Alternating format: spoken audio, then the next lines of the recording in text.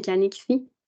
Donc, j'imagine que la plupart des gens, vous nous avez écrit des questions et tout ça. Vous vous demandez surtout c'est quoi les questions qui ont été posées pour nous. Donc, on les a regroupées sous 4 thèmes, les questions qu'on a reçues. Donc, un premier thème avec les services et les interventions. Donc, on a eu beaucoup de questions sur qu'est-ce qui est efficace, qu'est-ce qui est disponible par rapport aux interventions, qu'est-ce qui fonctionne vraiment avec les enfants dans le contexte actuel. On a eu aussi un volet là, sur les microbes, donc l'anxiété parentale qui est liée aux microbes, donc soit avoir la peur d'avoir un enfant malade, que l'enfant fasse des activités là, qui pourraient le mettre en danger d'attraper quelque chose. Donc, on a des questions par rapport à ça. Finalement, on a un troisième thème qui était la bienveillance, donc pour savoir la bienveillance parentale, qui est souvent un courant là, qu'on voit beaucoup sur les réseaux sociaux aussi. Donc, il y a parfois une compréhension erronée des parents par rapport à qu'est-ce que c'est la bienveillance. Donc, on va aborder ce thème-là aussi. Et finalement, le temps d'écran. Donc, comment gérer le temps d'écran chez les enfants. Mais on va aussi parler un peu de la gestion du temps d'écran des parents également.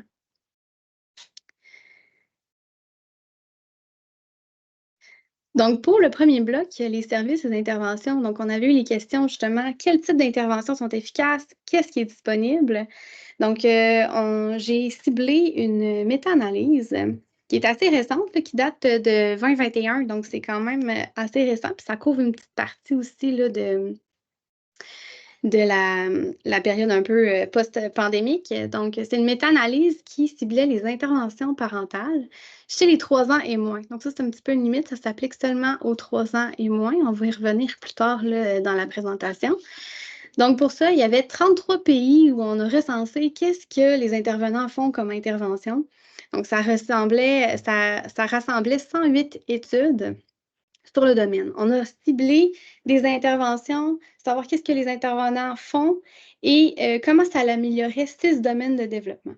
Donc, le développement cognitif, langagier, moteur, le développement socio-émotionnel, comportemental et également l'attachement. Ce qu'on a vu, en fait, c'est que toutes les interventions qui ciblaient des notions parentales qui étaient destinées à tous les parents et les jeunes enfants ont été évaluées chez les 3 ans et moins. Donc, c'est quand même une grande méta-analyse. Les résultats, ce que vous vous demandez sans doute. Est-ce que ça fonctionne selon le revenu des pays? Donc, on sait, puis ça ciblait vraiment, là, il y avait des pays de tous les continents, là, donc autant le continent américain, européen, africain, l'Océanie aussi. Donc, il y avait vraiment différents types de cultures, différents domaines. Ce qu'on observe, c'est que les interventions sont plus efficaces sur le développement cognitif, langagier et moteur auprès des pays qui présentent des familles à faible revenu. C'est un peu un constat qui se retrouve aussi dans la littérature où souvent les interventions sont plus efficaces quand les familles vont moins bien ou quand ils ont moins de ressources. Donc, c'est quelque chose qui se répète souvent dans la littérature. C'est pas étonnant, mais on sait que les interventions sont plus efficaces. Plus la famille présente de difficultés, plus l'intervention va fonctionner puis va améliorer le développement des enfants. Donc, c'est à retenir aussi pour nos populations. Si on est dans des milieux un peu plus défavorisés, à faible revenu, souvent, c'est là qu'on a le plus d'effets en tant qu'intervenant, c'est d'aller travailler avec ces familles-là, puis on va pouvoir venir davantage améliorer le développement cognitif, langagier et moteur. C'était pas valide pour les notions de comportement, développement socio-émotionnel aussi. À ce moment-là, les interventions sont efficaces pour tous les types de revenus. Donc, on voit quand même une petite différence là, par rapport au domaine de développement. Dans un deuxième constat de cette méta-analyse-là, toujours valide pour les 3 ans et moins, hein, on se rappelle, mais les interventions qui comportaient qui avaient un contenu sur la sensibilité parentale, c'est-à-dire comment répondre aux signaux de l'enfant, à ses besoins, à ses émotions, c'était les interventions les plus efficaces. Donc, même si une intervention visait vraiment les compétences parentales, comment établir une routine, comment travailler l'hygiène, le sommeil, l'alimentation de l'enfant, comment imposer un cadre de vie, des règles et tout ça. Si on ne travaillait pas la sensibilité parentale, on n'avait pas le même effet. On va y revenir à la sensibilité parentale, mais ce serait vraiment cet ajout-là à n'importe quel programme d'intervention qui allait vraiment bonifier le développement des enfants. Troisième constat, l'âge de l'enfant. Donc, c'était plus efficace chez les 12 mois et plus. Fait que là, on se rappelle, hein, on validait les interventions de 3 ans et moins. Donc, entre 12 mois et 3 ans, c'était là qu'on avait la fenêtre la plus efficace. En ce moment, au CRUGIF, on fait une méga recension pour faire une méta-analyse sur les interventions avec les parents qui sont suivis en protection de l'enfance, puis on regarde 0-18 ans. Qu'est-ce qui se fait? Puis on a le constat justement que les interventions sont plus efficaces dans des résultats préliminaires, là, mais les interventions auprès de cette clientèle-là sont plus efficaces entre 0 et 5 ans. Puis après, c'est quand même efficace, mais ça l'est un peu moins pour les 5-12 ans, puis un peu moins pour les adolescents. Donc, on voit ici, ils sont allés cibler une période un petit peu plus précise. Donc, on pourrait penser que entre 12 mois et 5 ans, ça pourrait être très efficace d'établir des bases solides là, pour nos parents, puis d'intervenir à ce moment-là. Même si vous travaillez avec des familles, des ados, des enfants, c'est aussi efficace. C'est juste qu'on n'a peut-être pas la même force d'effet à ce moment-là. Chose intéressante, puis ça revient aussi dans nos données préliminaires au CRUGIF pour notre population vraiment à risque, protection de l'enfance, mais la durée de l'intervention ne fait pas varier la force de l'effet. Ça veut dire qu'une intervention dure quelques semaines ou des fois, il y a des interventions qui peuvent durer 1 an ou 2 ans où vraiment l'intervenant va accompagner la famille longtemps. Il n'y a pas nécessairement plus d'effet à continuer très, très, très longtemps une intervention. On essaie actuellement de voir dans nos familles plus protection de l'enfance, mais parfois ça s'applique aussi là, à d'autres populations, mais de cibler la durée exacte, la durée favorable, ça sera autour de 8 à 12 semaines où on voit des changements chez l'enfant, mais passé ça, on dirait qu'on n'a plus d'effet à continuer puis à répéter un programme. Aussi, la modalité de groupe n'était pas significative. Ça veut dire que l'intervention soit vraiment individuelle avec le parent ou quelques parents ou vraiment une modalité, un groupe de parents qu'on reçoit puis qu'on forme avec une intervention vraiment plus de groupe avec des échanges. Ça ne changeait pas l'efficacité de l'intervention, ce qui veut dire que s'il y en a parmi vous des intervenants qui font des interventions de groupe, vous êtes tout autant efficace probablement qu'une intervention plus ciblée avec des parents. Donc, parfois, il faut voir avec le style de parent. Il y a des parents qui n'aiment pas ça, suivre des programmes en groupe. D'autres se trouvent stimulés, trouvent aussi du soutien auprès des autres parents. Donc, ces deux formules-là semblent fonctionner de manière équivalente. L'endroit ne change pas l'efficacité. Vous allez dire l'endroit de quoi? Donc, peut-être aujourd'hui, il y a de plus en plus d'interventions qui sont à faire en ligne, donc par Zoom, par des plateformes, où on peut rejoindre aussi des familles en région éloignée. Parfois, ça peut être difficile d'offrir une intervention de groupe lorsqu'on est dans un territoire, puis on sait qu'au Québec, notre territoire est assez large, là, puis il y a différents milieux qui ont de la difficulté justement à dire hey, on voudrait bien offrir un programme de groupe de parents. Mais notre territoire est tellement grand qu'on ne peut pas les rassembler au même endroit une fois semaine. C'est pas réaliste du tout. Donc, la formule en ligne permet ça. Puis, ce qu'on observe avec ces résultats récents-là, c'est que ça fonctionne aussi quand l'intervenant est engagé, quand il favorise les échanges, même dans une formule en ligne, ça peut fonctionner aussi. Ça fonctionne aussi à domicile, donc quand l'intervenant se rend chez le parent ou encore dans un groupe, un milieu physique, un peu un centre communautaire, tout ça, ça fonctionne de manière équivalente.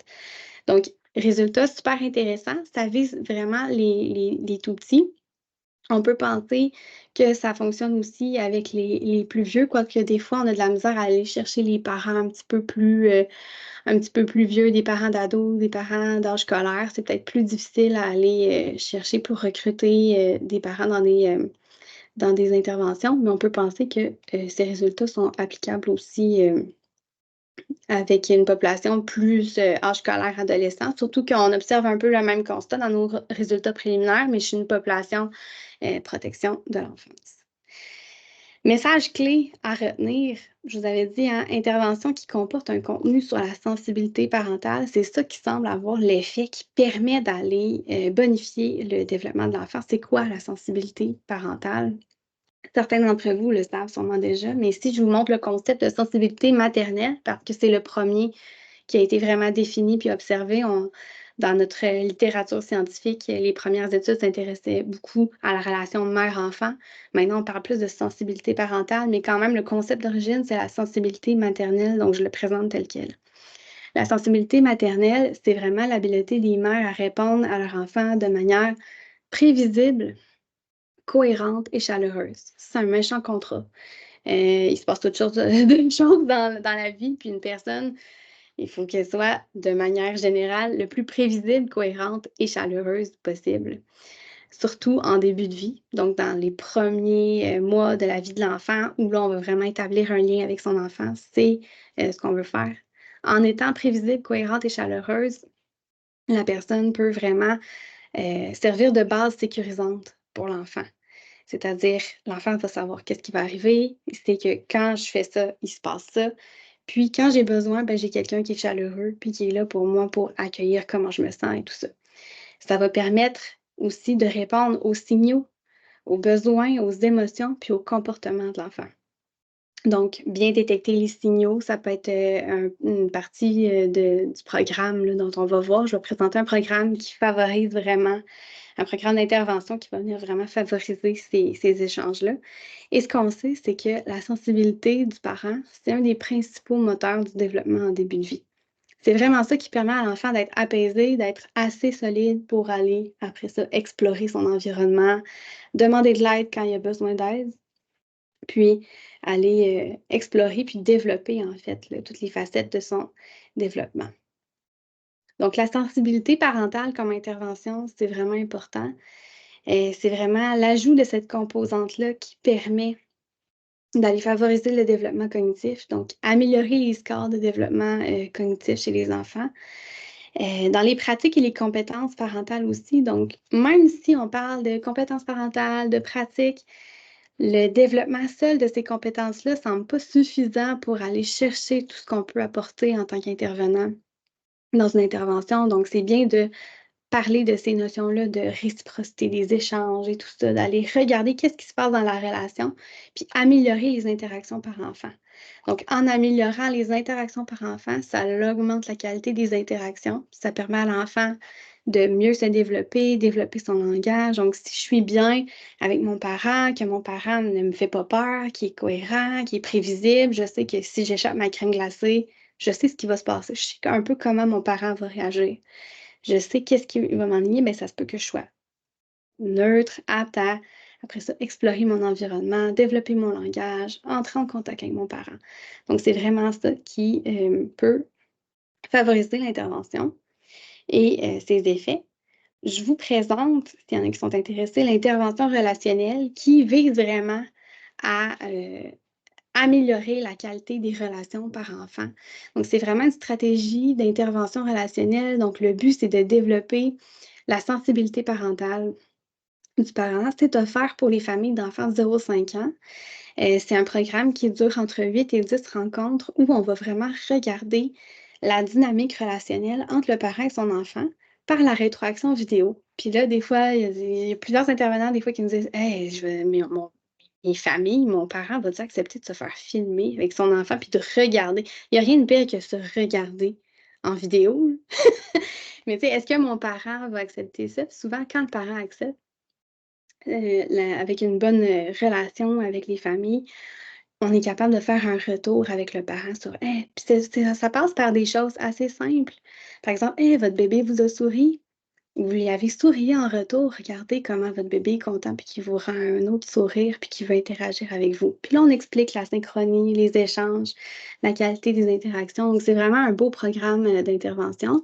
On l'offre en école d'été cette année. C'est cette semaine, donc c'est peut-être un peu tard pour s'inscrire. D'ailleurs, je pense que les inscriptions sont complètes, mais c'est des formations qui reviennent souvent au centre de recherche. Donc, vous pouvez garder un œil sur les écoles d'été, les formations. Si vous faites partie du réseau aussi de santé des services sociaux de la capitale nationale, souvent c'est offert. Vous pouvez demander à votre gestionnaire. Il y a des groupes aussi pour ce format-là. C'est une très belle,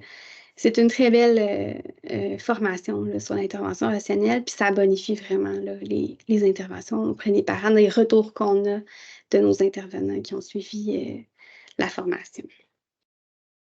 On a eu également, toujours pas de questions, là, Sarah, n'hésite pas à m'interrompre. Julie aussi, hein? C'est, N'hésitez pas à m'interrompre. On avait une question aussi sur l'accès aux services qui est difficile. Ce qu'on a retenu de la pandémie, beaucoup de services qui ont été pas coupés, mais que plus difficile d'y avoir accès, des listes d'attente plus difficiles. J'ai essayé de regrouper un peu les services. Donc, on a mentionné qu'est-ce qui existe actuellement. D'ailleurs, ça a été abordé un peu dans la présentation, là, dans la conférence d'ouverture du mois dernier, du mois scientifique la semaine dernière, où on présentait un peu l'organigramme des programmes, des services qui sont disponibles là, dans les services sociaux. C'est déjà une base aussi, juste les cours prénataux, souvent avant l'arrivée de l'enfant, ils vont déjà essayer de préparer des choses sur la parentalité, comment aborder la parentalité, tout ça, c'est déjà un service qui est offert. Ensuite, un des accès au service, c'est le programme Agirto. On sait qu'il y a des listes d'attente là, pour certains types de préoccupations par rapport au langage aussi. Il y a beaucoup de listes d'attente, mais Agirto est une porte d'entrée, donc à 18 mois de l'enfant. L'infirmière va faire un petit questionnaire, puis ça peut permettre d'entrer dans les services. Il y a Triple P aussi qui est offert dans différents CCCIUS, là, où les parents peuvent d'eux-mêmes s'inscrire, demander de l'information, puis participer. On va parler un petit peu brièvement, là, Julie va parler brièvement de Triple P sur qu'est-ce que c'est, mais ça peut être une option aussi pour orienter les parents. Sinon, il y a Audrey, Oui, si tu me permets, Audrey, ben je oui. dirais juste tout de suite, en fait, que, tu sais, oui, il y a différents niveaux à Triple P, puis il y en a pour lesquels il y a des listes d'attente où il faut rentrer dans les Ouais. services, mais il y a les conférences ouvertes qui sont disponibles. Le parent peut soit se présenter, soit s'inscrire pour être en ligne, avoir le lien. Donc, ça, c'est des conférences qui sont offertes presque toute l'année. Il y en a 3, puis le parent peut choisir d'y aller à 1, à 2 ou à 3, là, comme il le souhaite. Donc, ça peut être une belle opportunité si un parent sent qu'en ce moment, il a besoin d'en savoir un peu plus, mais en même temps, sans aller se perdre sur les réseaux sociaux, d'avoir de la bonne information finalement. Là, puis, voilà.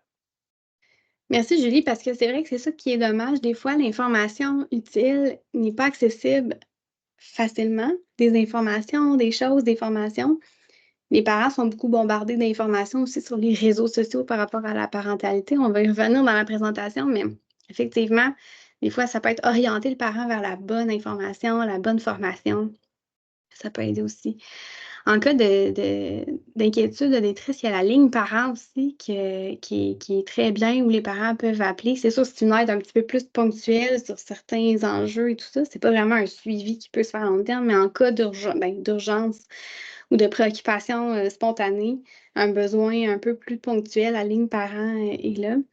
Puis d'ailleurs, vous êtes plusieurs à être des organismes communautaires familles qui offrent souvent des cafés rencontres, des choses où c'est plus accessible, plus libre, puis il n'y a pas nécessairement de liste d'attente, où on peut au moins avoir du soutien dans un groupe de parents en attendant d'avoir des services, de partager des fois avec un parent certaines difficultés, ça peut aider, puis ça peut, ça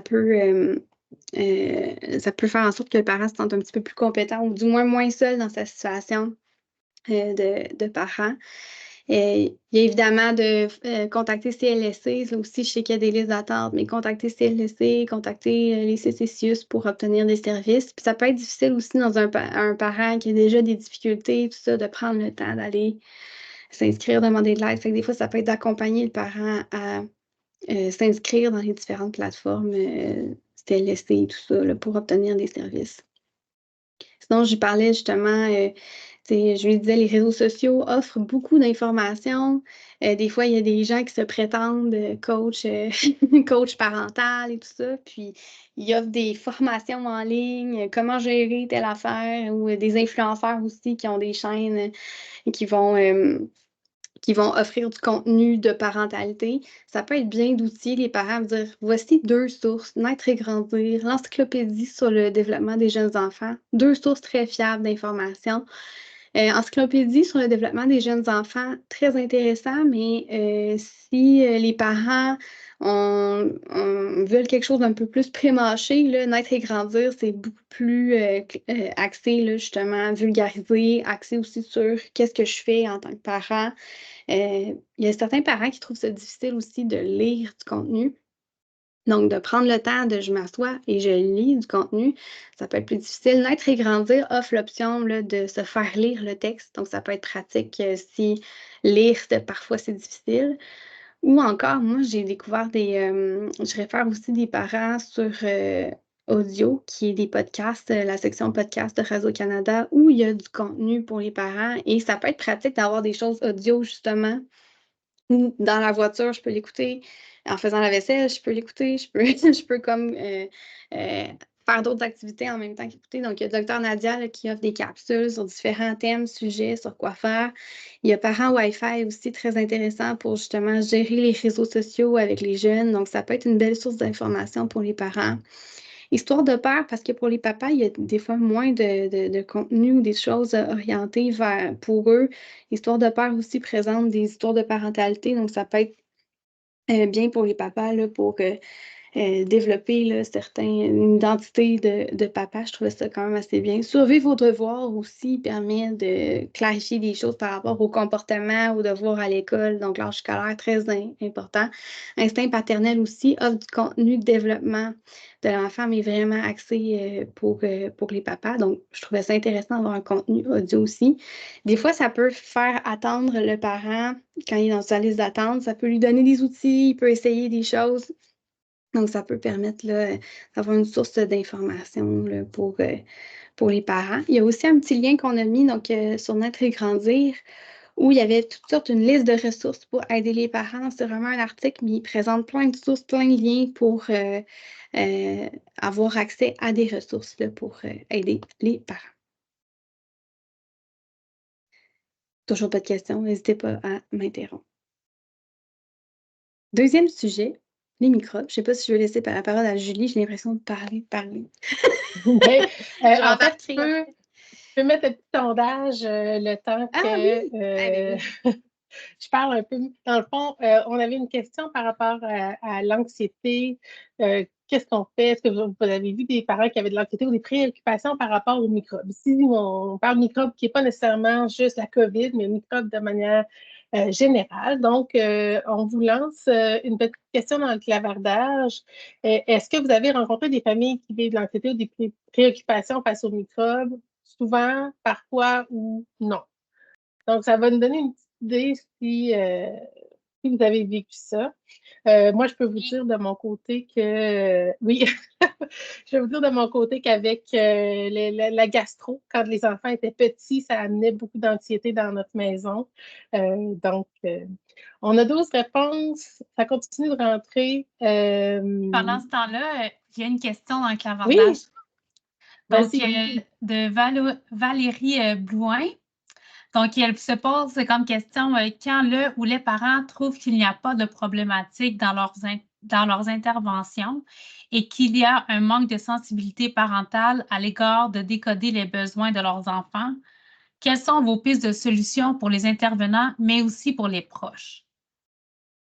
Oui, parfois, c'est vrai que c'est un enjeu. Je laisse le sondage en même temps s'il y a des réponses qui s'ajoutent, mais c'est un enjeu de expliquer aux parents, puis c'est pas ça qu'on suggère justement de dire hey, il y a vraiment un problème avec la qualité de tes interactions par enfant, est-ce que tu veux que je t'aide? Ça fonctionnera pas. Souvent, le parent justement ne reconnaît pas la situation. L'approche de l'intervention relationnelle, justement, ça va être de cibler les bons comportements. Peut-être qu'il n'y en a pas beaucoup. Peut-être que sur 50 comportements parentaux dans la journée, 50 interactions, il y en a peut-être 5 qui sont adéquates, mais c'est celles-là qu'on va venir renforcer. Puis qu'on peut dire, hey, ben, je vois que votre enfant voulait jouer au bloc Lego, puis vous avez sorti les blocs Lego. Hey, avez-vous vu comment votre enfant était content quand vous avez répondu à son besoin? Puis là, juste aller nommer ça, peut-être que ça faut cibler quelque chose qui fonctionne. Puis tranquillement, on peut passer le message de hey, ça, c'est vraiment génial quand tu fais ça, ouais. Hey, regardez comment votre enfant vous regarde. Je pense qu'il veut jouer avec vous. C'est donc bien le fun d'avoir quelqu'un. Il vous trouve super, il vous trouve extraordinaire. Et d'aller valider qu'est-ce qui fonctionne. Souvent, ça va venir tranquillement changer, qu'est-ce qui fonctionne moins dans la dynamique avec le parent? Excellente question, parce que c'est vrai qu'il y a des fois, il y a des parents qui veulent pas, qui ne le reconnaissent pas, mais on n'a pas besoin de leur dire. On fait juste renforcer qu'est-ce qui est déjà présent. C'est sûr qu'il y a quelque chose qui est présent. il y a souvent une chose qui est là, puis c'est celle-là qu'on va venir travailler. Je ferme le sondage pour voir. Oh, quand même, hein?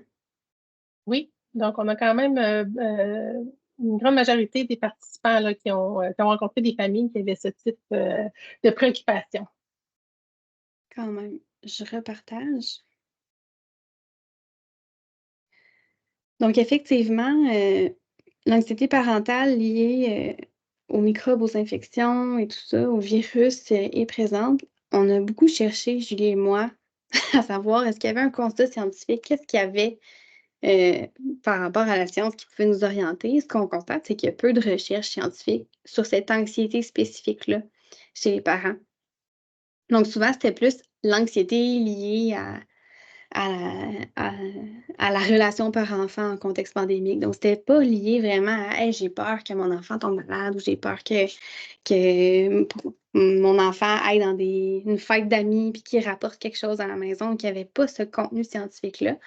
On pense qu'il n'y a peut-être pas assez de temps de recul pour voir les différences aussi pré- et post-pandémiques au plan scientifique. Donc, il n'y a pas de chercheur vraiment qui s'est posé la question avant la pandémie. Hey, il serait temps de prendre des mesures d'anxiété des parents pour savoir s'ils ont peur que leur enfant tombe malade pour d'un coup qu'il arrive quelque chose après. Donc, on n'a pas ce recul-là. Donc, on a cherché beaucoup. Il y a quand même des pistes d'intervention sur le stress et l'anxiété en général qui peuvent s'appliquer à cette spécificité-là des parents qui ont peur d'envoyer leur enfant à l'école ou dans une fête d'amis ou d'inviter des gens chez eux ou quoi faire avec les tout-petits. C'est vrai, j'ai trouvé une étude qui disait que les nouveaux parents ne savaient plus vraiment quoi faire avec un nouveau-né en contexte post-pandémique, parce que là, on a appris plein de choses horribles sur qu'est-ce que les virus peuvent faire chez les tout-petits, les nouveau-nés. Donc, ils donnaient des balises un peu euh, à quoi s'attendre. Vous pouvez faire venir de la visite si les gens se lavent les mains. Donc, recadrer un peu les notions de base d'hygiène, puis permettre aux parents, aux jeunes parents, d'inviter des gens chez soi. Une des craintes qu'on avait, puis c'est ça, là, il n'y a rien de qu'on a pu documenter scientifiquement, mais il y a plusieurs parents qui rapportaient, qui disaient que justement après la naissance de leur enfant, en période post-pandémique, ben, ils n'osaient pas faire venir de l'aide de la famille parce qu'on s'est dit d'un coup que l'enfant tombe malade, d'un coup que le bébé tombe malade. On sait que c'est une période très sensible. Donc, il y a peut-être une partie du soutien social qui s'est un petit peu perdue. Encore là, c'est des discussions qu'on a eues un peu informelles, mais il y a peut-être une partie du soutien social qui s'est un petit peu perdue parce qu'on s'est dit, hey, là, on a une bulle, il faut la respecter, on ne peut pas inviter n'importe qui. Donc, il y a peut-être moins d'aide là, par rapport à ça. Mais il y a quand même des choses qu'on peut travailler avec les parents pour gérer le stress et l'anxiété par rapport à ça. Donc, la gestion du stress, donc, un des premiers les premiers constats qu'on peut faire, c'est être dans l'instant présent, ici et maintenant. En ce moment, l'enfant, peut-être, il n'est pas malade, il ne se passe rien, donc on peut travailler le parent travailler son propre stress, son propre anxiété, donc par la cohérence cardiaque, par exemple, ou la méditation de pleine conscience. Donc, la cohérence cardiaque, plusieurs d'entre vous le savent peut-être déjà, mais c'est vraiment de respirer à un rythme précis, puis ça permet déjà de réduire les perceptions de stress. Ça peut aussi ajouter une impression de calme intérieur pour le parent. Puis, ça a un effet sur les neurotransmetteurs. Donc, ça permet de stimuler des neurotransmetteurs comme la sérotonine, les endorphines et tout ça qui permettent de se sentir mieux. Juste ça, ça peut aider le parent à retourner dans un état un peu plus calme. Je vous montre Respirelax, c'est super zen. J'espère que ça va fonctionner. Évidemment, on s'attendait à ce que ça ne fonctionne pas. C'est comme une petite bulle qui monte, qui descend, puis on respire avec ça. Ça calme assez instantanément. Je suis quand même un peu déçue que la vidéo ne fonctionne pas parce qu'on va avoir d'autres contenus vidéo. Fait que ça se peut que j'arrête juste pour être sûre que ça fonctionne. Il faudrait que je le présente comme ça, je pense. Je ne perdrai pas trop de temps là-dessus, mais ça aurait été le fun que ça fonctionne parce qu'après, on a d'autres on a d'autres vidéos. Je ne sais pas si je suis capable moi-même de le faire jouer. Hey, il veut pas. Ah, c'est pas le fun, ça. Je suis pas capable de le faire jouer, Julie. Fait que Si tu veux trouver tes liens tout de suite, tu as du temps. Fait que c'est vraiment une petite bulle qui aide là, à retrouver. Idéalement, on le fait 3 fois par jour. Ça peut être difficile pour un parent de se mobiliser puis de dire hey, je le fais 3 fois par jour, mais déjà, juste moi, des fois, je le fais une fois puis je me sens déjà mieux. Sinon, il y a la méditation aussi de pleine conscience qui peut aider à rester dans l'instant présent, se rappeler, focusser un peu sur rien. Le but de la méditation de pleine conscience, c'est exactement ça, c'est de ne penser à rien. Donc, ça peut là, aider les parents à se rapporter dans l'instant maintenant, à dire hey, en ce moment, mon enfant n'est pas malade, il a du plaisir, ça se passe bien. Puis, un des éléments importants, c'est rappeler les éléments de contrôle. Est-ce qu'on a du contrôle sur cette situation-là? Est-ce que le fait que mon enfant aille à l'école, il faut qu'il aille à l'école, est-ce que j'ai du contrôle sur comment il se lave les mains, comment il interagit avec ses amis, à quel point il va postillonner sur les autres et tout ça? J'ai pas nécessairement de contrôle sur cette situation-là, puis il faut accepter de ne pas avoir ce contrôle-là.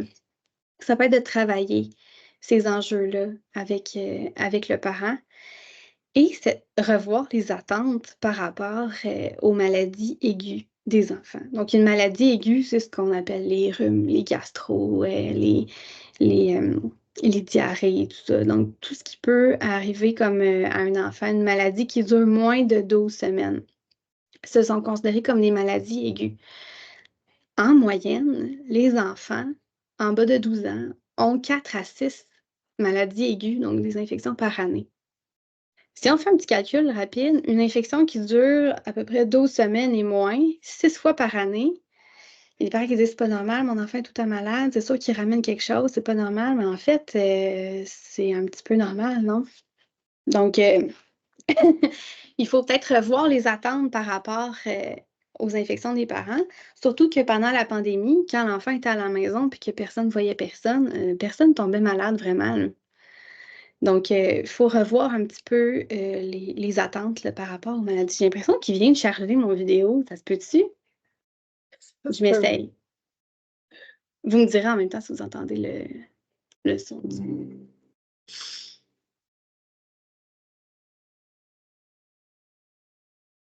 On le voit, mais je ne dirais pas qu'on C'est zen. l'entend. Ah, mais moi, je l'entends et ça me fait vraiment du bien. Vous voyez comment je suis devenue calme? Même si je suis en train de faire une présentation. Mais vraiment, ça permet justement de se calmer. C'est une application qui est gratuite. Elle s'appelle Respirelax. C'est gratuit. Ça a été développé là, par des chercheurs justement qui voulaient rendre la cohérence cardiaque là, disponible à tout le monde gratuitement.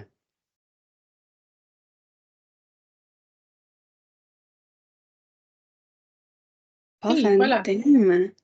On va passer la bienveillance ou l'éducation bienveillante et la parentalité positive. Peut-être, Audrey, tu pourrais mettre le petit sondage. Donc, la question, en fait, qu'on a reçue était en lien avec la compréhension de cette approche qui pouvait préoccuper. Donc, ce qu'on vous demande, c'est vous, quand vous entendez parentalité positive ou éducation bienveillante, est-ce que vous avez une vision plus positive de cette approche ou ou ça a plus une connotation négative, donc au niveau de l'approche parentale? Donc, je vous laisse quelques secondes pour compléter ça. Donc, en fait, je vais parler de l'approche. Je vais vous parler un peu des messages qui sont véhiculés là, sur les réseaux sociaux, entre autres. Puis, de la vision, là, comment la société contribue finalement aux pressions que les parents vivent actuellement. Donc, c'est à peu près moitié-moitié pour les réponses qu'on a en ce moment. Super. Audrey, est-ce que tu remets les diapositives? Voilà. Parfait. Donc, de manière générale, là, je commence avec quelques constats, quelques aspects généraux de cette approche. Donc, ça invite le parent à se mettre à la place de l'enfant pour mieux le comprendre. Selon la vision que finalement, sous chaque comportement de l'enfant, il y a un besoin. Et donc, un enfant qui en frappe un autre, c'est d'exprimer son besoin. Et donc, on devrait, dans notre façon d'intervenir, finalement, tenir compte du besoin qui est là. Effectivement, on le voit souvent avec les tout-petits, que son ami essaie de prendre le jouet, il le frappe.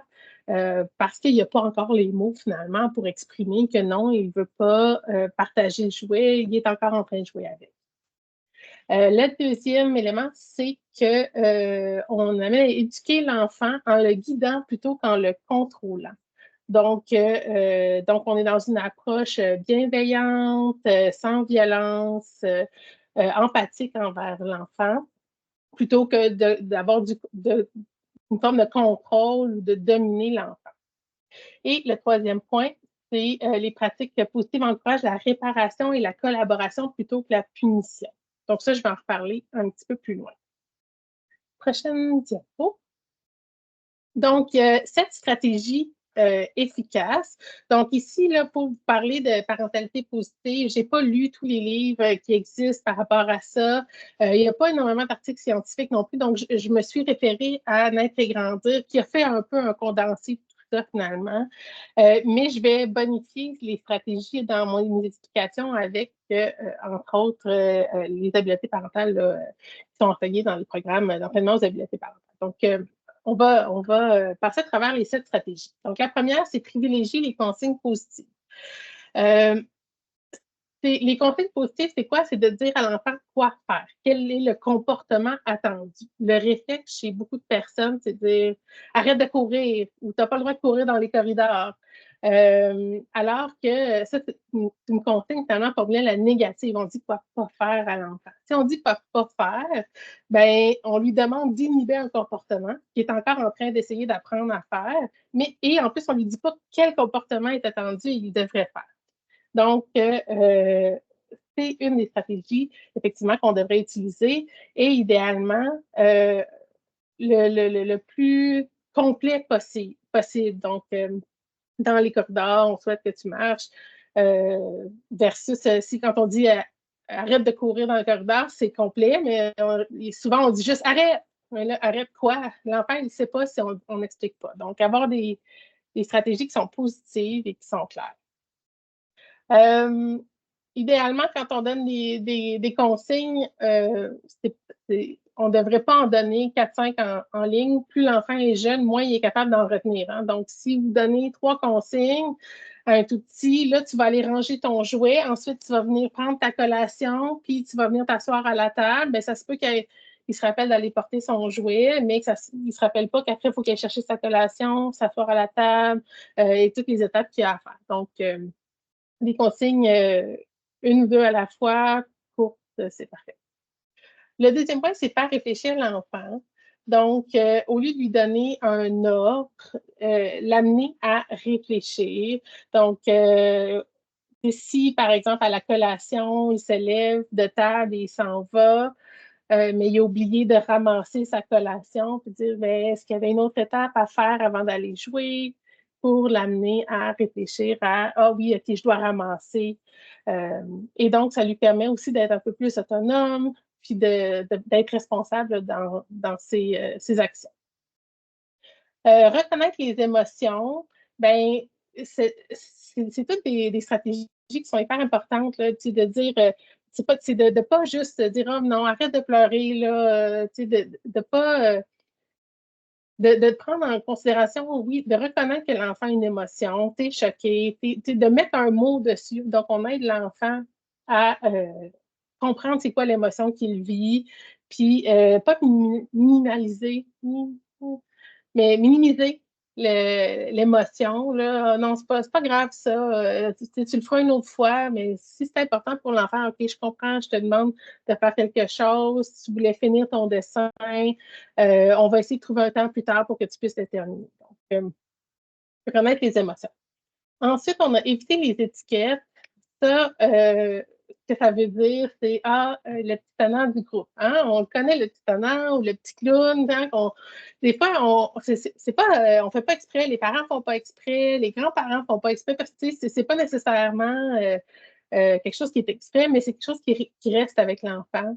quand on dit ah, ça c'est un tannant, ah, toi, t'es clown, ah, ben donc, mon rôle, c'est de faire rire les autres. Et donc, ça devient finalement intégré chez l'enfant.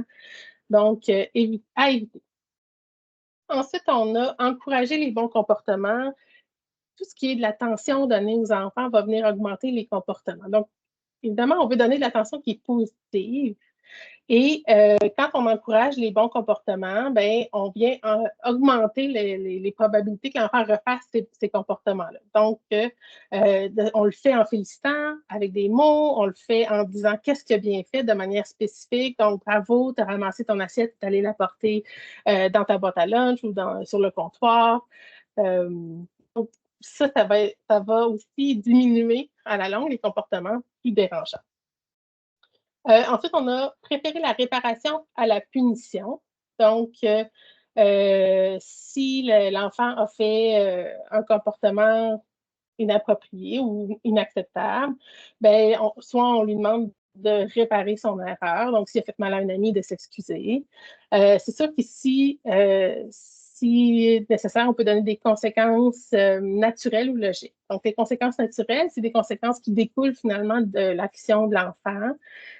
Si, par exemple, l'enfant refuse de mettre ses mitaines pour aller dehors, ben, la conséquence, c'est quand il va arriver dehors, il va avoir froid aux mains. Donc, c'est ce qu'on appelle une conséquence non naturelle. Une conséquence logique, c'est une conséquence qui est en lien avec le comportement qui a été problématique. Je vous donne un exemple. Chez moi, par exemple, mon garçon, quand il devient frustré, il est plus vieux, là, il est entre 6 et 12 ans, mais quand il devient frustré qu'on lui demande d'arrêter son téléphone, ça lui arrive de lancer son téléphone. Mais nous, on lui a dit, si tu lances ton téléphone, tu vas perdre ton téléphone 24 heures. C'est quand même un objet qui se brise. Donc, c'est une conséquence qui est logique parce qu'elle est en lien avec le comportement qu'il a fait. Et ça, c'est peut-être un défi avec les parents d'avoir des conséquences logiques parce que des fois, tu peux avoir l'enfant qui fait quelque chose et là, le parent n'a plus le droit de sortie pendant une semaine. Et là, donc, le droit de sortie n'était pas en lien avec le comportement qui était peut-être de frapper son frère. Et en plus, elle est déraisonnable parce que le geste, ce n'était pas nécessairement une semaine de conséquences. Donc, il y a des choses à travailler quand on travaille avec les parents à ce niveau-là. Et éviter de lui prêter des intentions. Ça aussi, c'est un qui peut être plus complexe à travailler avec les parents. Il fait ça par exprès, il vient me chercher, il veut me faire choquer ou il sait que j'aime pas ça quand il fait ça. Donc, de s'arrêter comme parent, d'être capable de regarder le comportement de l'enfant, puis de comprendre que non, c'est pas pour pousser des boutons, c'est pas pour ça, c'est juste parce qu'il y a un besoin, puis essaie de te le dire, puis d'essayer de le comprendre. Donc, c'est une stratégie qu'on peut essayer de travailler avec les parents là, au niveau des intentions. Donc, moi, quand j'ai lu tout ça, je me suis dit, ah ben, finalement, dans le fond, la parentalité positive ou l'éducation bienveillante, c'est bien. Je veux dire, c'est ce qu'on enseigne dans les programmes d'entraînement aux habiletés parentales. Je veux dire, ce sont des pratiques qui sont bonnes, qui sont reconnues. Donc, pourquoi est-ce qu'il y a des différents jugements là, qui sont portés par rapport à cette approche-là? Donc, en fait, ça découle de plusieurs choses. Est-ce que Sarah, tu avais une question? Oui, Julie, oui. On a un commentaire de Janie Rio. Oui. Donc, je vais vous le lire. Donc, personnellement, je comprends à 100% c'est quoi la parentalité bienveillante. La question était plus au niveau d'intervenir auprès du parent qui utilise le mot parentalité bienveillante pour camoufler son laxisme. C'est difficile au quotidien de travailler avec des enfants qui n'ont pas de limites claires et le parent est persuadé de faire la bonne chose dans sa conception de la parentalité bienveillante. Oui, oui. J'arrivais justement à ce laxisme. Ben, je vais juste dire ce qui venait avec cette diapo-là, puis on va parler après ça du quoi faire avec ça. Donc, au niveau dans le fond, qui est véhiculé, c'est un peu ça. C'est que, dans le fond, quand on utilise cette approche-là, on est dans le jeu, dans le dialogue, c'est suffisant et on ne devrait pas faire aucun comportement qui pourrait être une micro-agression pour le parent. Donc, on est dans une approche qui peut être ultra permissive parce que là, on ne veut pas brimer l'enfant dans ce qu'il est. On peut même aller jusqu'à le laisser choisir s'il veut un médicament ou non, parce que c'est son corps, alors que les enfants n'ont pas nécessairement la capacité de prendre cette décision-là de manière éclairée. Donc, tout ça fait qu'il y a des parents qui vont à l'extrême, mais qui vont dans cette approche, dans ce laxisme qui est en fait pas bénéfique parce que on le sait que les parents qui sont trop permissifs, ça augmente les risques de dépression, d'anxiété, de troubles de comportement. Donc, le cadre est très important. Qu'est-ce qu'on fait avec ces parents-là? C'est une excellente question. Je pense pas que de leur amener des articles scientifiques, ça va les soutenir.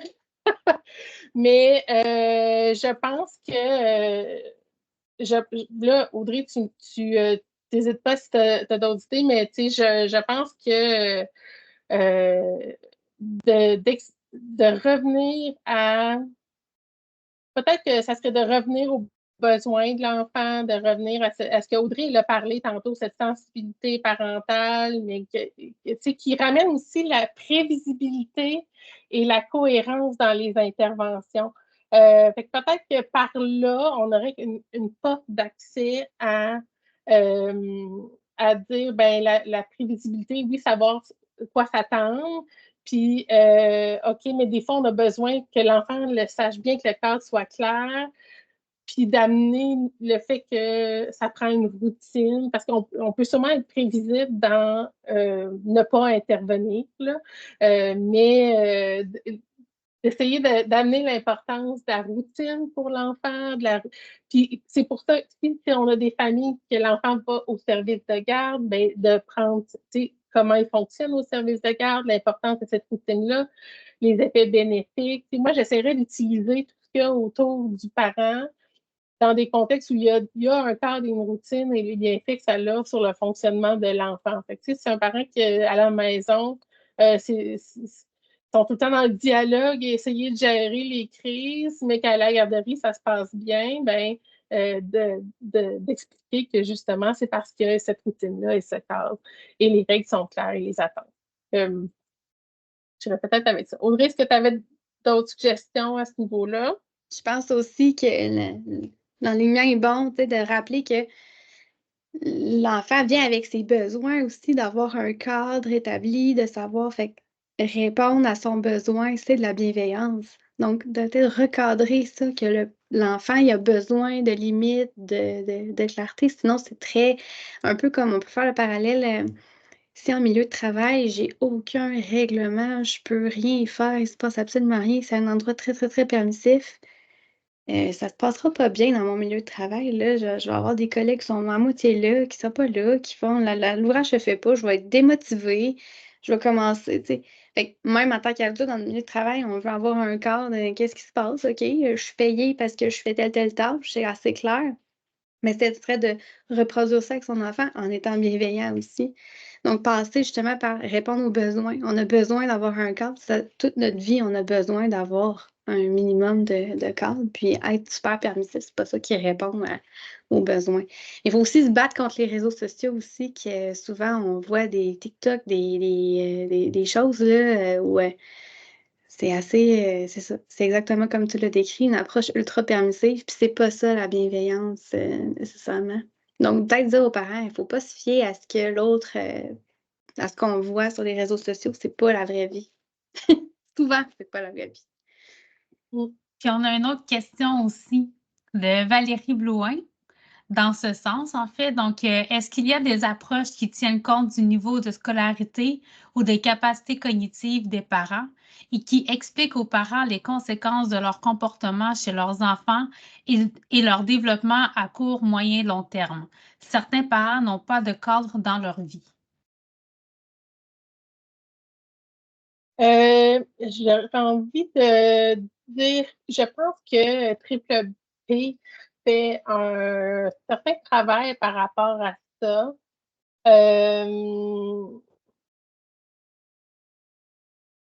Je regarde, par exemple, le niveau 5 de Triple P, qui est un 5 semaines de formation qui s'adresse à des parents qui vivent des ruminations, là, des pensées nuisibles en lien avec les comportements de l'enfant ou qui ont de la difficulté à gérer les émotions liées à leur rôle parental quand ça ne se déroule pas comme prévu ou qui présentent des risques de maltraitance. Donc, il y a un niveau pour travailler avec eux sur changer la dynamique parent-enfant, plutôt que le niveau 4, par exemple, qui est plus axé sur les pratiques à mettre en place là, avec l'enfant.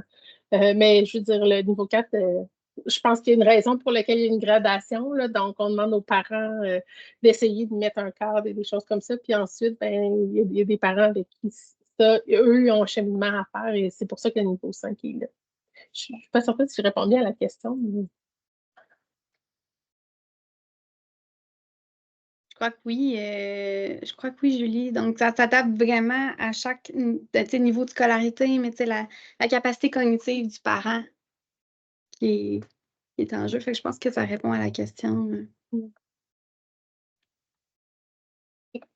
On va passer à l'autre diapo, Audrey. En fait, ce que ça amène, dans le fond, ce qu'on se rend compte, c'est que la parentalité positive rentre dans tout ce qui est cette vision sociétale qui change. Donc, je repars un petit peu plus loin, mais depuis plusieurs années, depuis déjà longtemps, là, il y a une vision du parent idéal qui est très présente et la parentalité intensive qui a pris une certaine place où justement on met l'enfant au cœur de on met ses besoins au cœur de sa vie. Donc, comme parent, on se met de côté, puis tu sais, c'est sûr, vous allez dire, OK, mais quand le bébé est né, c'est sûr qu'on est les garants des besoins des enfants. Et c'est surtout, plus ils sont petits, plus la place doit être grande par rapport à leurs besoins. Mais on doit aussi s'écouter comme parents, on doit prendre soin de soi comme parents. Donc, il y a cette idéologie-là de la parentalité intensive qui est très présente. Et ça a amené des guerres, des compétitions entre les parents pour être la meilleure mère ou le meilleur parent.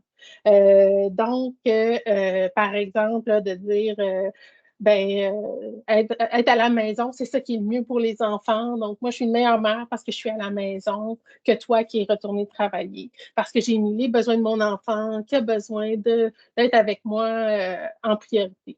Et ça, ces guerres-là, ce côté compétitif-là change avec le temps aussi. Si on prend juste l'allaitement, ben, au début des années 80, il y avait la promotion du lait maternisé, donc ça, c'était très populaire. Et maintenant, c'est l'allaitement. Donc, les mères qui utilisent du lait maternisé peuvent se faire dire des commentaires, même à la pharmacie, aller acheter du lait ou à l'épicerie parce que, mon Dieu, mais pourquoi tu n'allaites pas ton enfant? C'est ça qui est le meilleur pour ton enfant. Donc, la parentalité positive contribue aussi à toute cette compétition-là entre les parents parce qu'on dit, mais il faut que tu fasses telle chose avec ton enfant, il ne faut pas que tu le disciplines, sinon c'est quasiment de la maltraitance si tu le laisses pleurer pour l'entraînement à s'endormir, c'est pas acceptable. Donc, ça contribue à ça et on le voit aussi sur les réseaux sociaux.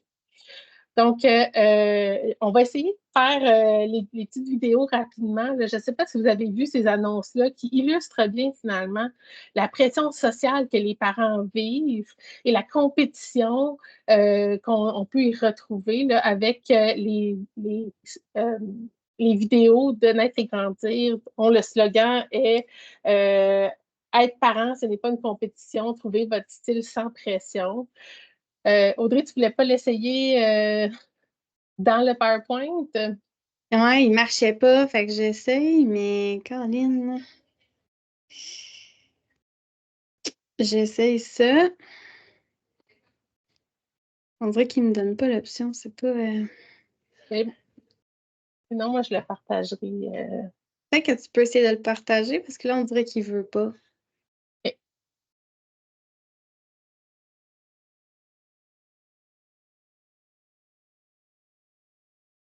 OK.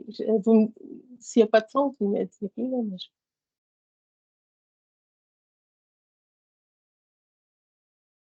Il n'y a pas Non, de non, il y a son de pas de mon son. côté, ouais. OK.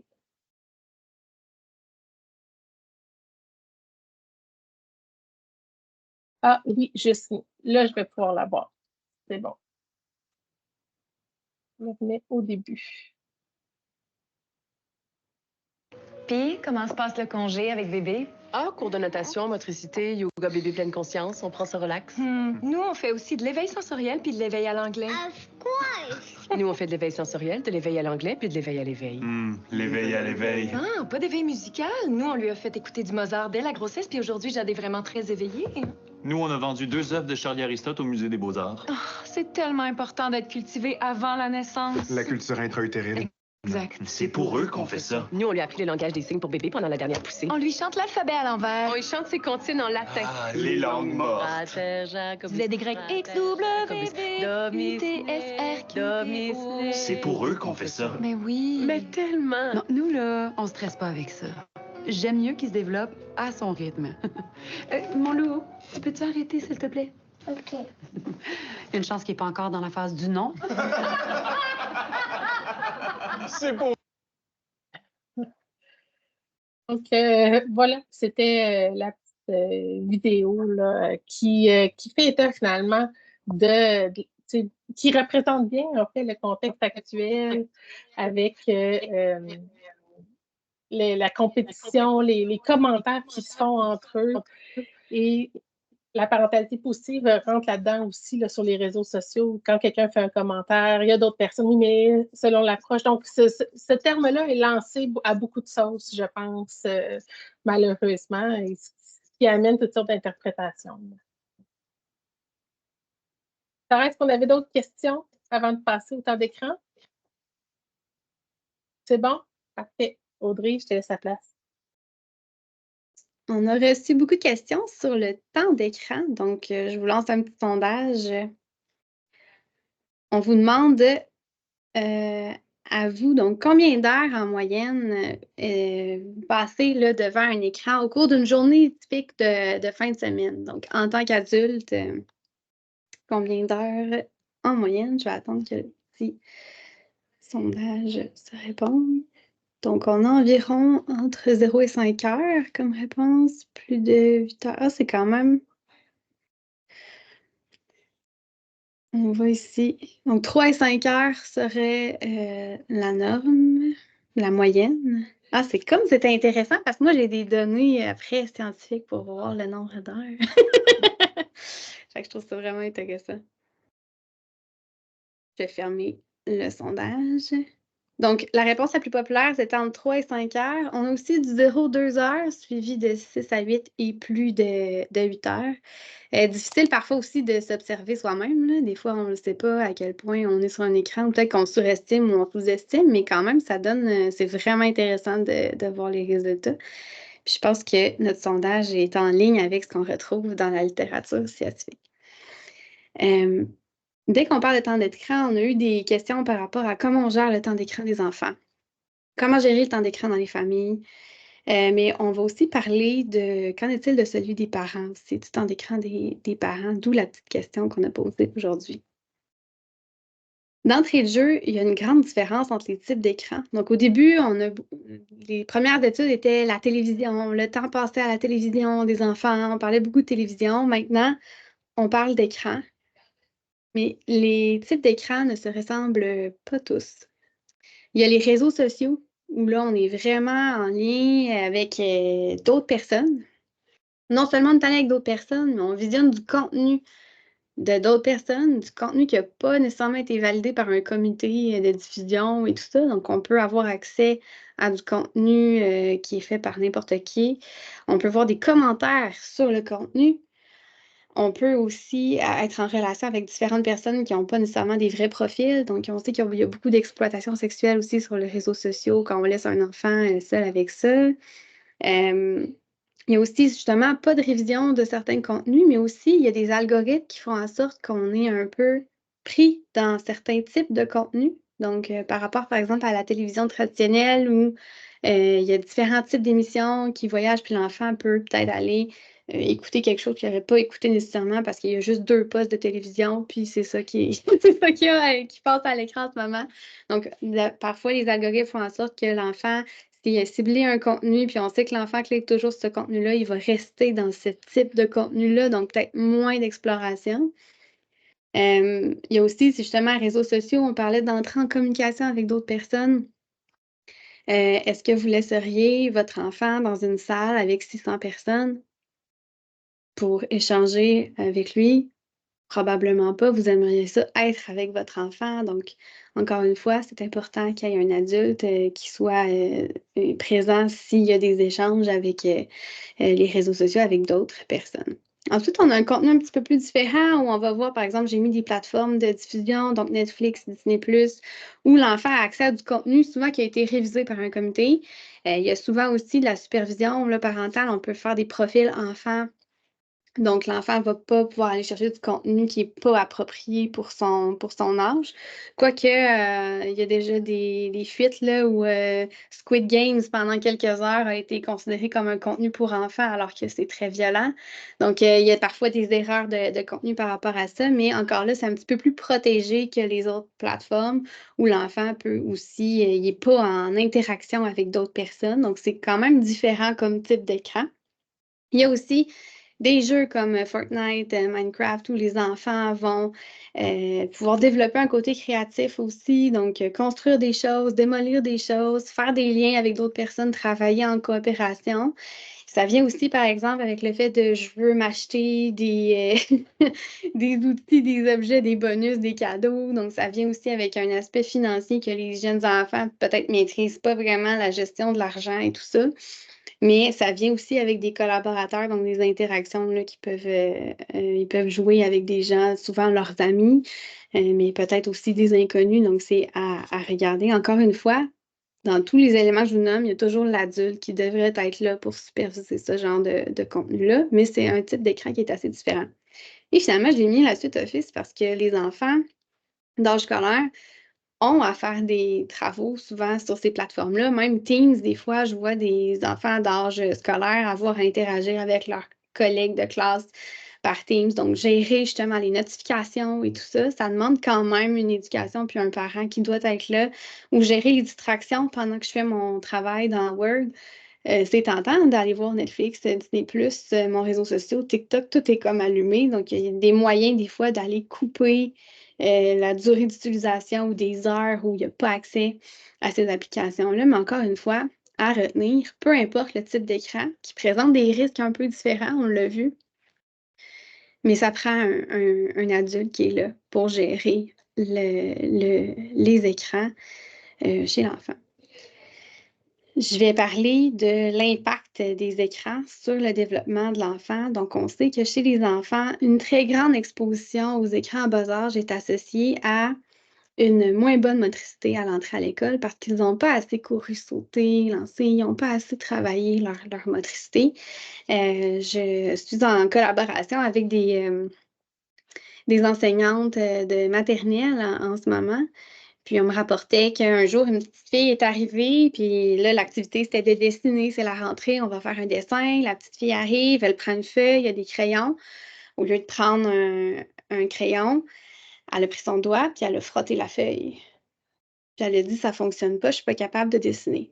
Donc, cette petite-là n'avait jamais été exposée à prendre un crayon puis à dessiner. Elle dessinait toujours sur un iPad.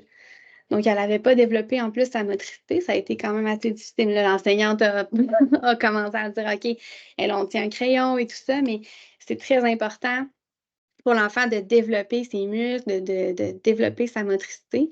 Puis, en fait, c'est pas que l'écran cause ces problèmes-là, que c'est délétère. En fait, c'est juste tout le temps qui n'est pas investi, qui est consacré à l'écran, il n'est pas investi pour courir, sauter, faire de la pâte à modeler, bouger les muscles des doigts et tout ça. Donc, c'est important justement de favoriser ces étapes-là. Puis vous allez voir, ce mécanisme-là revient tout au long. Donc, faible habileté sociale en raison d'un manque d'interaction. Donc, même chose. Si je vais chez grand-papa, mais que je reste sur mon téléphone, bien, ça se peut que hey, j'ai pas pratiqué que grand-papa, il entend moins, il faut que je parle un petit peu plus fort, il faut que je sois un petit peu plus polie. Je ne m'adresse pas à mon grand-papa comme je m'adresse à mon ami. Donc, je vais changer mon vocabulaire. Ça se peut qu'ils ne savent pas c'est quoi Minecraft. Il va falloir que j'y explique qu'est-ce que c'est. Il n'y aura pas les références que moi. Donc, tout ça fait partie des habiletés sociales. Puis, si l'enfant est devant un écran, c'est toutes des occasions manquées. Donc, c'est ce qui fait que les enfants, plus ils passent du temps devant les écrans, moins ils sont habiles socialement. Si je vais au restaurant, mais que mes parents commandent pour moi parce que moi, je suis sur ma tablette, ben, comment je m'adresse à un serveur de restaurant? Comment je demande poliment mon verre de lait à quelqu'un que je connais plus ou moins? Donc, c'est toutes des habiletés qui sont manquées. Même chose pour capacité cognitive moins élevée. Souvent, c'est moins de jeux, moins de lecture, moins d'apprentissage de mathématiques. Pendant que je suis sur un écran, je ne suis pas en train d'aider papa à cuisiner une recette, puis à calculer un quart de tasse, une demi-tasse, puis faire des fractions. Je ne suis pas en train de jongler avec ces éléments-là. Ça peut aussi causer un mauvais contrôle des émotions et des comportements. Donc, on peut parler d'agressivité, difficulté à se calmer seul, de passivité aussi. Ça, c'est en lien justement avec le fait que quand on est sur un écran, j'accomplis pas vraiment grand-chose. J'ai pas de fierté à écouter Disney+ ou à être sur TikTok. Remarque que des fois, dans les jeux vidéo, c'est un petit peu plus différent. Des fois, ils peuvent coopérer avec un ami, avoir un sentiment de fierté d'avoir accompli quelque chose dans Minecraft, d'avoir construit quelque chose d'extraordinaire ou d'avoir trouvé un minéral extraordinaire. Mais souvent, il n'y aura pas nécessairement d'effet, là, de dire hey, j'ai réussi à courir aujourd'hui, j'ai fait ça, j'ai compté un but au soccer, c'est vraiment génial. Ou un retour, hey, j'ai fait un dessin, moi, j'ai fini mon bricolage. Donc souvent, il y a comme une passivité qui vient avec ça. Et ça peut engendrer des émotions aussi qui sont un peu plus d'agressivité, de comportement perturbateur, de difficulté à se calmer seul parce que j'ai pas réussi justement à avoir plein d'occasions à me réguler en tant qu'enfant. Si je suis en train de faire de la pâte à modeler, puis la maman me dit hey, là, on arrête ça parce qu'il faut souper. OK, là, j'ai l'occasion de pratiquer mon contrôle de mes émotions, tandis que si je suis sur un écran, toutes ces occasions-là, ça se passe à une fréquence moins élevée. On rapporte aussi des difficultés d'attention chez les enfants. Puis là, je veux vous montrer un petit vidéo. On va voir, il y a vraiment une différence, il y a une évolution des contenus télévisuels à travers les années. Puis je veux que vous portiez attention, je vais partager. On va écouter 2 émissions, une qui est dans les années 60-70. Puis l'autre qui est plus récente. Puis je veux que vous portiez votre attention. En fait, je veux que vous ressentiez, puis vous me le direz. Bien, vous ne me le direz pas parce que je ne vous vois pas, mais vous pouvez commenter. Mais vous me direz à quel point vous devez porter attention au contenu de ces émissions jeunesse-là. À quel point vous devez vous mobiliser pour garder votre attention. Portez attention aussi à les plans de caméra. Comment ça se passe? Donc, je vous partage mon écran. Vous me direz si le son fonctionne. Je pense que j'ai fait une petite modification.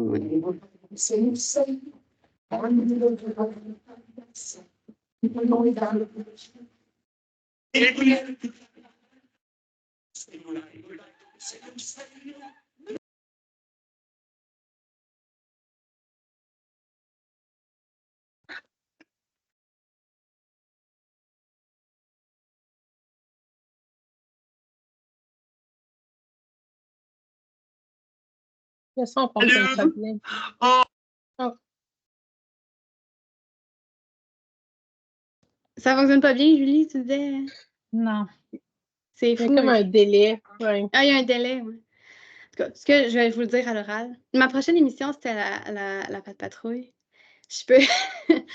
Mais c'est pour vous dire à quel point bien, vous avez vu au moins le long moment de noir entre le générique puis le fait que ça commence, c'est comme interminable aujourd'hui. Vous remarquez dans les anciennes émissions, souvent, on voit le plan de caméra ne bouge pas beaucoup. Il va y avoir 3 plans de caméra différents. Puis ça va être ceux-là qu'on va garder. Tandis que dans les émissions jeunesse, l'écran bouge quasiment constamment. Il y a tout le temps du mouvement comme ça. Vous écouterez la Patte Patrouille. Ça bouge constamment. Il y a constamment de la musique derrière. Tu sais, ici, dans l'extrait que je vous aurais montré, le son coupe. On entend parler, le son revient, la musique revient. Tous ces changements-là, les intonations de voix, les plans de caméra, puis si on l'avait fait pour vrai, là, juste se concentrer sur le texte, ça demande beaucoup plus de mobilisation d'attention que les émissions récentes. C'est un des facteurs qui explique pourquoi c'est plus là, difficile. Ça crée des difficultés attentionnelles chez les enfants parce que l'attention, c'est quelque chose qui se travaille. Oui, on est biologiquement avec des fonctions attentionnelles, mais c'est quelque chose qui se travaille aussi. Puis ça peut, là, ça peut venir impacter le temps d'écran par rapport à ça. Je vous repartage ça, là, je suis en train de faire ça en parlant. Voilà. Donc, difficulté d'attention. Oui, oui, Julie? Peut-être, Audrey, on pourrait essayer de finir à 55 pour regarder quelques questions encore. Tout à fait. Merci de me rappeler que le temps passe. Je m'emballe vraiment quand je parle du temps d'écran. Donc, problème de sommeil aussi souvent lié à la consommation des écrans. J'ai déjà vu des enfants qui se lèvent à 5 heures du matin pour aller sur les écrans, tout ça. Mauvaise estime de soi, un peu comme je l'avais dit aussi, parce que l'enfant a moins de fierté, moins de projets, accomplit moins de choses dans sa journée. Puis des problèmes de santé, là, comme la myopie d'ailleurs, surplus de poids, parce que c'est quelque chose qui est très passif. Voici les recommandations des temps d'écran maximum. Donc, avant 2 ans, idéalement, aucun écran. Ce qui peut être plus difficile quand on a des enfants plus vieux qui, eux, consomment des écrans. Puis là, le plus petit est là, ça peut être difficile de venir jongler avec ces enjeux-là, mais idéalement, aucun écran avant 2 ans.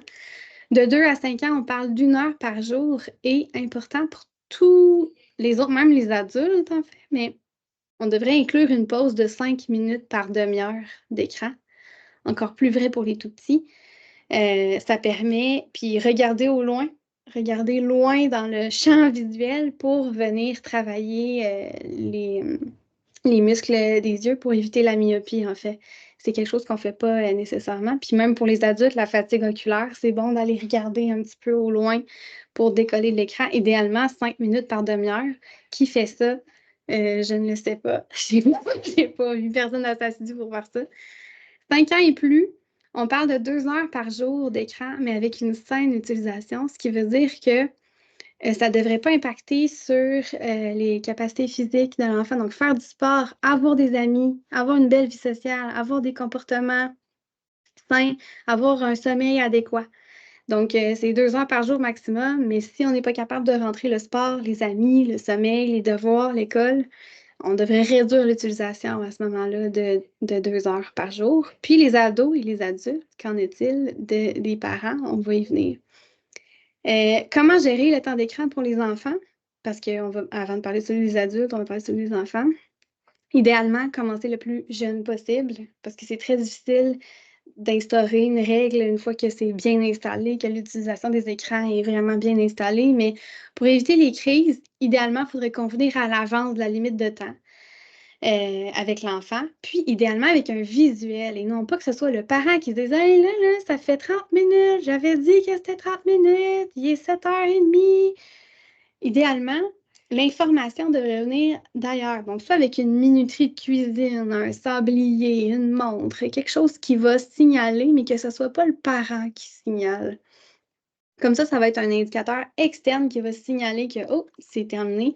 On peut aussi couper le Wi-Fi ou faire d'autres manipulations, mais idéalement, ça devrait venir de l'extérieur. Et aussi, désactiver tout ce qui est notification pour l'enfant, c'est un iPad ou une tablette, le moins avoir d'interférences pour l'enfant. Donc, désactiver les notifications, rappeler la limite de temps. Et idéalement, il doit y avoir des moments sans écran. Donc, pour toute la famille. C'est ça qui peut être difficile, c'est-à-dire au repas, pour toute la famille, il n'y a aucun écran. Lors des périodes de dodo, au sommeil, il n'y a pas d'écran non plus. Juste ces indicateurs-là peuvent venir là, encadrer le temps d'écran des enfants, mais ça prend aussi les parents. Donc, qu'en est-il des parents?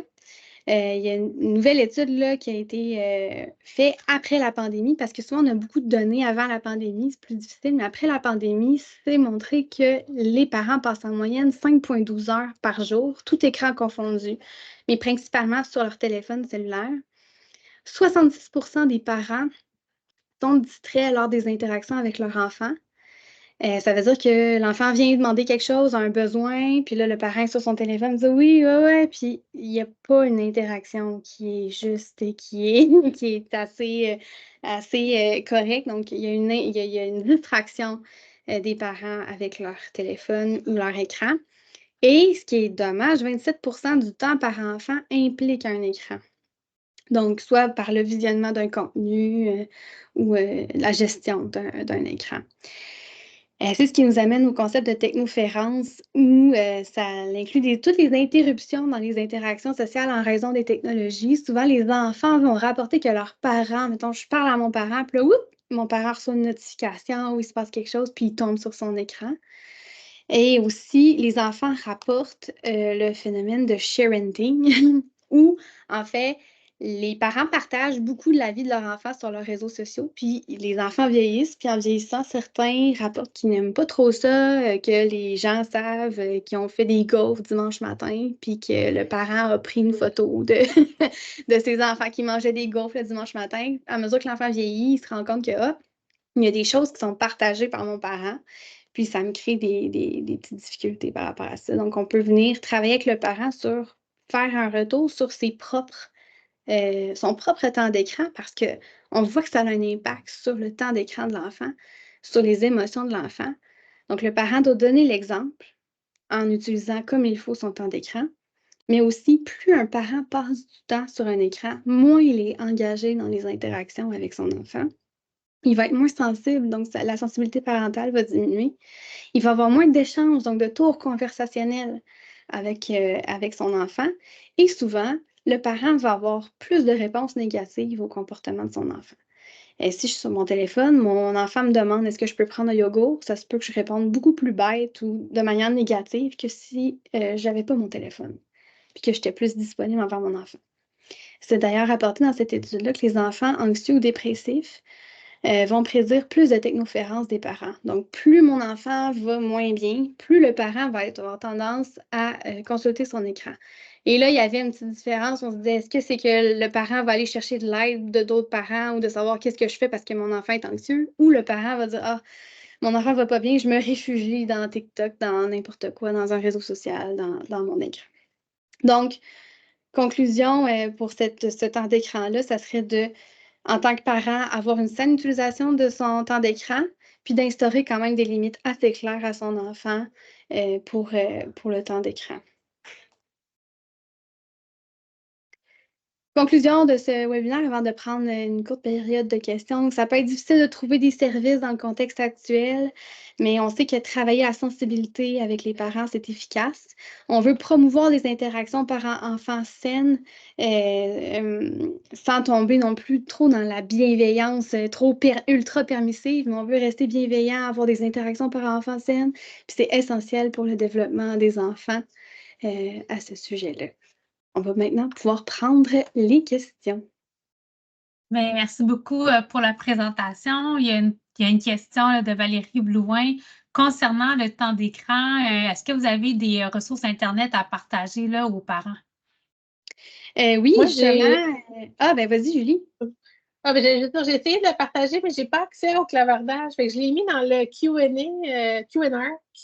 question-réponse. Fait que peut-être si Sarah qui peut partager le lien que j'ai mis là aussi. Et Audrey, si tu as d'autres choses, tout à fait. Oui, j'avais aussi le podcast audio sur Parents Wi-Fi, il montre quand même des choses sur comment gérer les réseaux sociaux avec les enfants, comment essayer d'instaurer une utilisation saine des réseaux sociaux. Il y a aussi le podcast de Dr Nadia qui montre vraiment justement un blog de 13 minutes sur qu'est-ce que je fais pour encadrer le temps d'écran chez les parents. Ça peut vraiment guider les parents là-dedans.